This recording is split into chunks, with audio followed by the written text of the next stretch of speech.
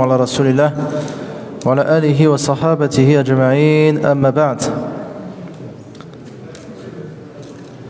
نسأل الله تعالى أن يتقبل منا الصيام والقيام وصالح الأعمال وأن يكتبنا جميعا من عتقائه من النار.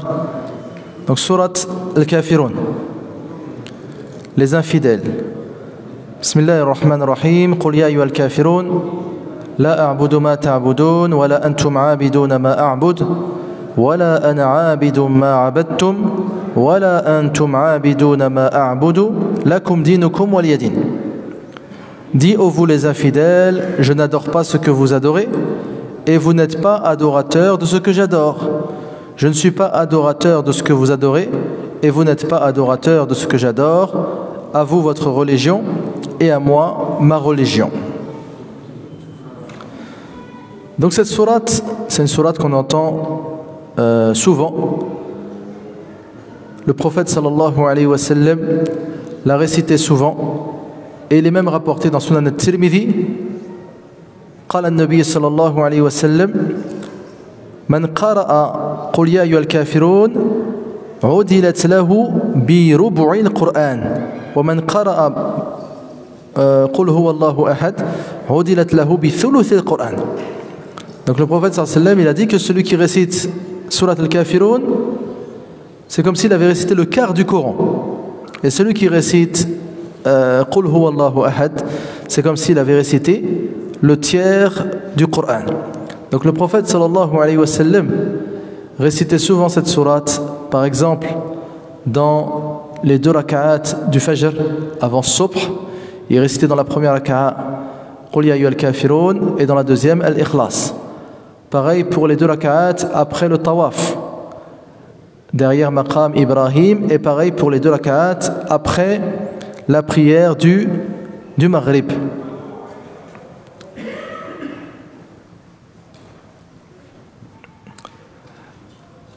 قال النبي صلى الله عليه وسلم لفروة ابن نوفل اقرأ عند منامك قل يا أيها الكافرون ثم نم على خاتمتها فإنها براءة من الشرك. Donc il est rapporté dans Musnad de l'imam Ahmed, le prophète sallallahu alayhi wa sallam a dit à un homme qui s'appelle Farwa ibn Nawfal, il lui a dit récite avant de dormir Qul ya ayyuhal kafirun, récite avant de dormir Qul ya ayyuhal kafirun jusqu'à la fin de la prière de la sourate, ensuite dors innaha bara'atun min ash-shirk. Donc c'est une protection contre une immunité contre l'associationnisme, le polythéisme, du fait que dans cette sourate la personne se rappelle ce qu'elle adore et ce qu'elle n'adore pas.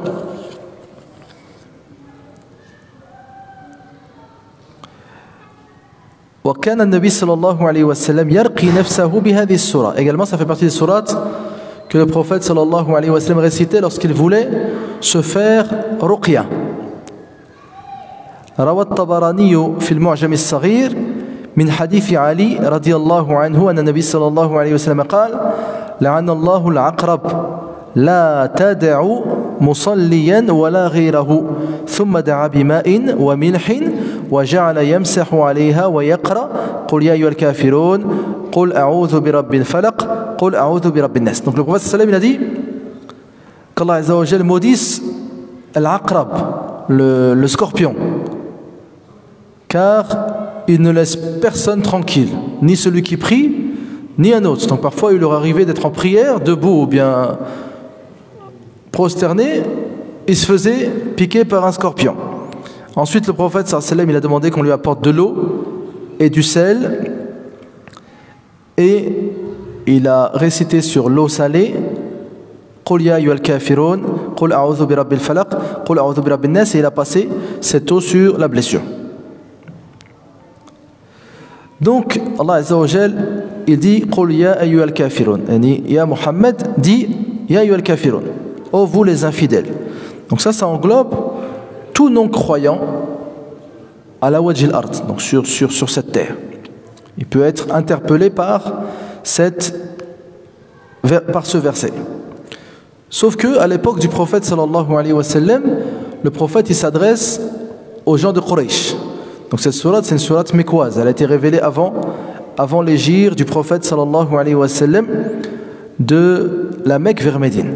Ibn Abbas radiallahu anhuma قال إن قريشا وعدوا رسول الله صلى الله عليه وسلم أن يعطوه مالا فيكون أغنى رجل بمكة ويزوجوه ما أراد من النساء ويطأه عقبه فقالوا هذا لك عندنا يا محمد وكف عن شتم آلهتنا. Donc Ibn Abbas nous dit que les gens de Quraysh, ils ont promis au prophète sallallahu alayhi wa sallam de lui donner énormément d'argent et de devenir l'homme le plus riche de la Mecque, qu'il le marierait avec n'importe quelle femme qu'il désire, à condition de ne plus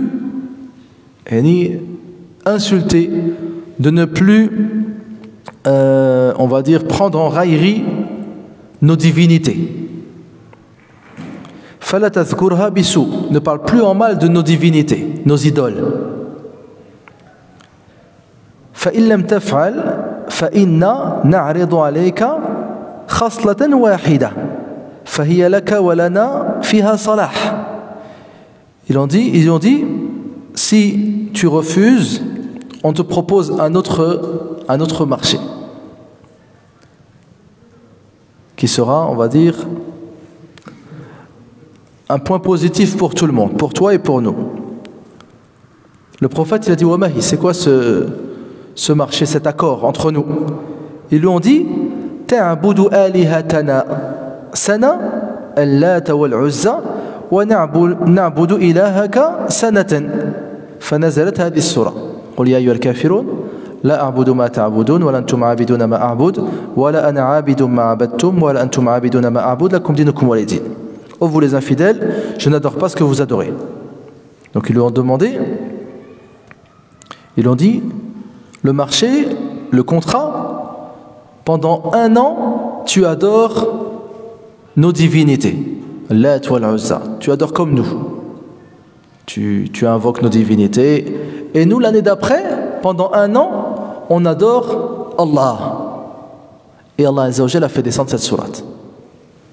Ô vous les infidèles, je n'adore pas ce que vous adorez, et vous n'êtes pas adorateurs de ce que j'adore, et je ne suis pas adorateur de ce que vous adorez, et vous n'êtes pas adorateur de ce que j'adore, et à vous votre religion, et à moi la mienne.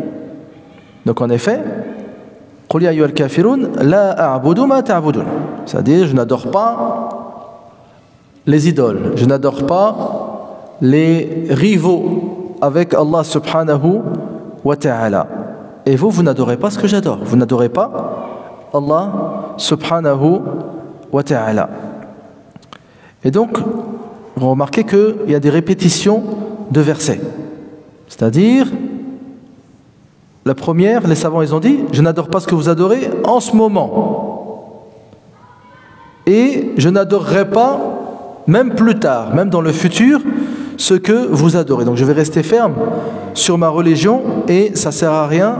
Jamais je n'accepterai ce que vous me demandez de faire, d'adorer vos divinités pendant 1 année, même pas un seul instant. Donc que penser d'1 année?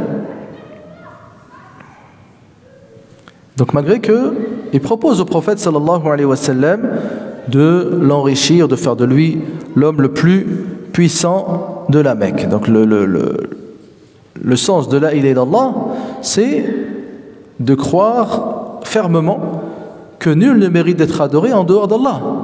Et toute adoration, on va dire, donnée, ou bien toute adoration, on va dire, qui est vouée à autre qu'Allah subhanahu wa ta'ala, c'est du shirk. Donc c'est l'inverse total de l'islam. C'est l'inverse total de l'islam. Donc les gens de Quraysh, ils adoraient des idoles, des statuettes. Parfois ils sacrifiaient pour elles, ils les invoquaient en dehors d'Allah subhanahu wa ta'ala, ils faisaient des vœux pour elles, etc., etc. Donc quelle que soit l'adoration, petite ou grande, tout cela est du polythéisme.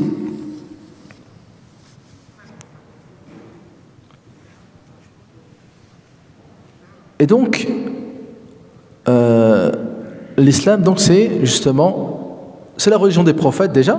Tous les prophètes ils sont venus avec le même message d'adorer Allah Azza wa Jal. Donc, on a pu voir dans le Coran pendant ce mois, même pendant Tarawih, les prophètes ils disent Ya qawmi abudullah ma lakum min ilahin ghayru. Adorez Allah, qu'avez-vous à adorer autre que lui, subhanahu wa ta'ala. Et donc à la fin, Allah Azza wa Jalla dit Lakum dinukum. Yani, vous avez votre non-croyance, votre mécréance, vous ne croyez pas. Waliya din, c'est-à-dire l'islam. Donc, il leur a dit, voilà, si vous ne voulez pas embrasser l'islam, c'est votre choix. Mais ne me demandez pas d'adorer vos adorations. Donc à la base, c'est lakum dinukum waliya dini. Donc avec un ya. Donc dini, yani ma religion. Sauf que pour rasm al-Qur'an, il n'y a pas de ya. Donc ça arrive souvent dans le Coran Karim. Il y a des versets qui sont censés finir par un ya, mais afin que les versets soient tous de la même manière, on enlève parfois le ya. Allah Azza wa Jalla dit, en parlant d'Ibrahim, الذي خلقني فهو يهدين يعني يهديني والذي هو يطعمني ويسقين يعني يسقيني وإذا مرضت فهو يشفين يعني يشفيني. Donc ça, il y a ça souvent dans le Coran. Donc c'est lorsque l'on appelle hadfu al-ya. Donc dans cette sourate, il y a donc l'adoration exclusive pour Allah subhanahu wa ta'ala. Et le fait de ne rien lui associer, même le poids d'un atome. Donc le musulman, il adore Allah Azza wa Jal exclusivement.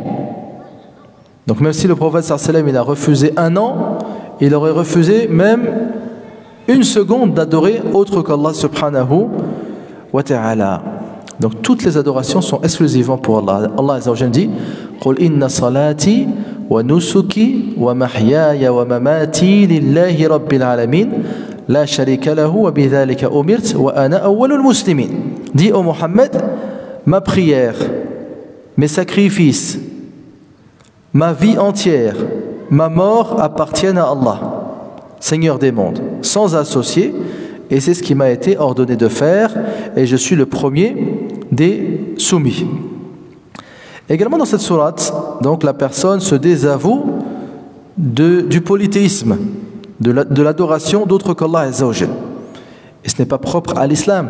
On voit dans le Coran al-Karim Ibrahim alayhi as-salam. Allah Azza wa Jalla nous dit que Ibrahim, donc pareil, il avait le même conflit avec son peuple. Et au final, il leur a dit, Allah Azza wa Jalla dit قد كانت لكم أسوة حسنة في إبراهيم والذين معه إذ قالوا لقومهم إنا براء منكم ومما تعبدون من دون الله كفرنا بكم وبدا بيننا وبينكم العداوة والبغضاء أبدا حتى تؤمنوا بالله وحده. Donc il nous dit, il y a un bon exemple à suivre dans Ibrahim et ceux qui croyaient avec lui. Lorsqu'ils ont dit à leur peuple, nous nous désavouons de vous et de ceux que vous adorez en dehors d'Allah subhanahu wa ta'ala. Donc, on mécroit en vous et, on va dire, la guerre commence entre vous et nous jusqu'à ce que vous croyiez en Allah Azza wa Jal seul. Également, on voit dans cette sourate que, donc, les infidèles à l'époque du prophète sallallahu alayhi wa sallam, ils ont demandé au prophète et donc aux musulmans avec lui on va dire de faire des concessions, de faire des sacrifices dans leur religion. Et même pas des petits niveaux, en attaquant directement le sommet de l'islam qui est l'unicité d'Allah subhanahu wa ta'ala. Et donc les musulmans, à tout moment où cela leur arrive, lorsqu'on leur demande de négliger leur religion, de sacrifier leur religion, il faut qu'ils restent fermes. Car donc la religion, c'est la chose la plus précieuse que possède le croyant.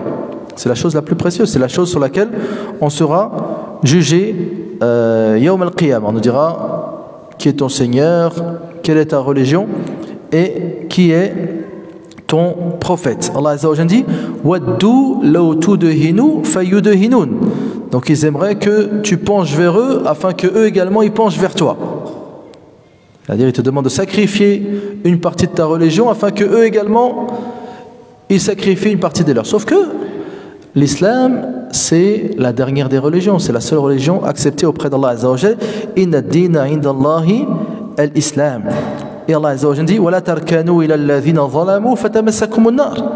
C'est-à-dire ne penchez pas vers les demandes des injustes, à ce moment-là vous serez touchés par le feu. Et il dit également dans Surat Al-Isra Walawla an thabbatnaka laqad kitta tarkanu ilayhim shay'an qalila idhan la adhaqnaka dhi'fa al-hayati wa dhi'fa al-mamat thumma la tajidu laka alayna nasira.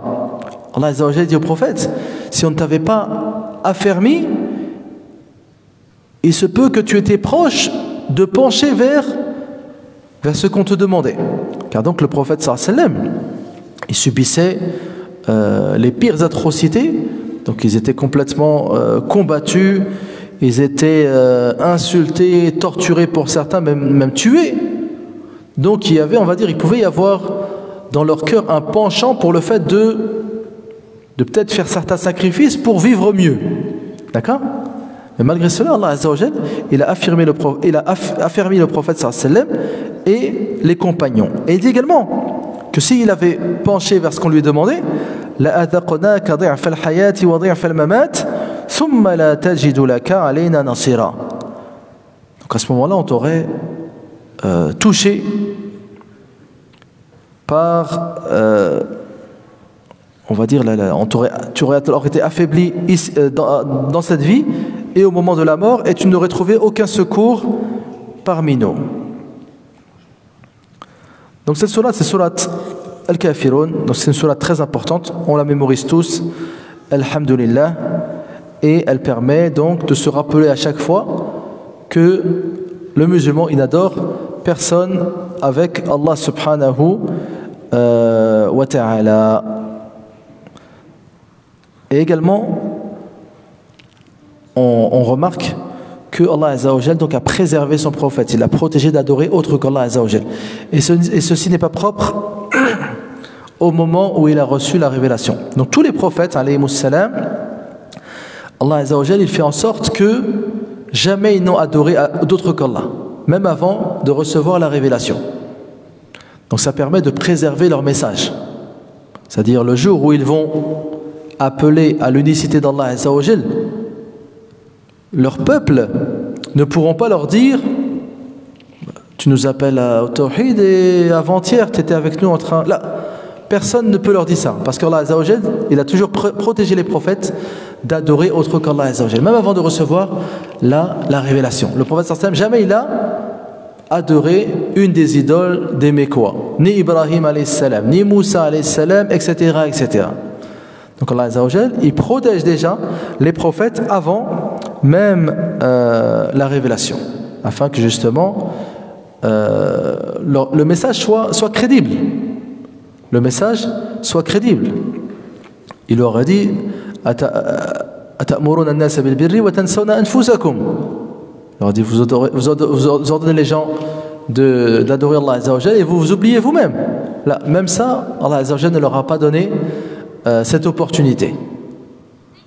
Même le mensonge, le prophète sallallahu alayhi wa sallam était connu comme étant as-sadiqul amin, c'est-à-dire le digne de confiance et le véridique alayhi as-salatu was-salam.